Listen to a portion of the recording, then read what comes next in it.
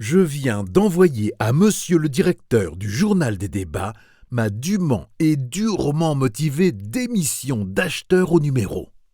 Cause de mon ire, la publication en ce vespéral et grave organe d'une histoire extraordinaire, froidement racontée comme si c'était la chose la plus naturelle du monde, histoire qui n'eût certes pas été déplacée sous la plume du folâtre monsieur Georges Auriol. Or, si j'achète les débats, c'est pour y lire du sérieux. Et vous aussi, n'est-il pas vrai, mes bons amis? Quand les gens graves se mettent à faire des blagues, ils ne les font pas à moitié.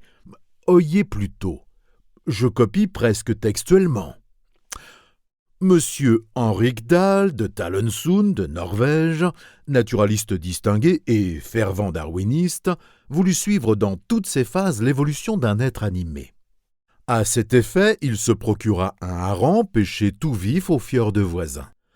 Il le plaça dans un aquarium dont il renouvela l'eau de mer en diminuant chaque jour la quantité de liquide.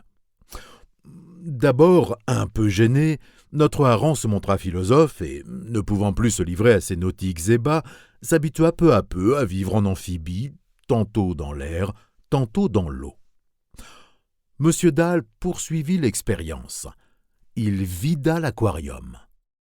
Le hareng parut incommodé, mais il en prit son parti, s'accoutuma au régime sec, respira comme un terrien et s'éleva d'1 degré dans l'échelle des êtres.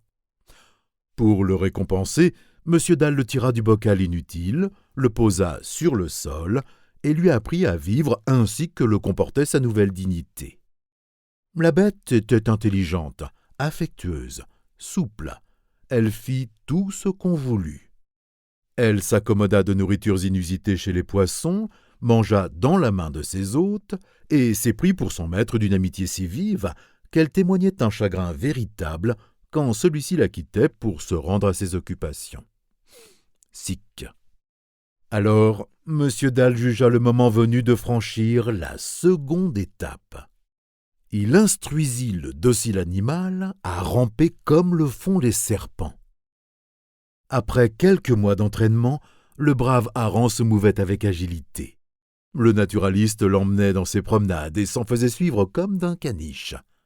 Recic. Abrégeons et arrivons au drame.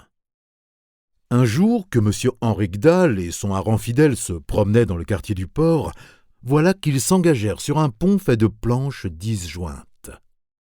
Hélas, la malheureuse bête, glissant par une fissure, tomba dans le bassin.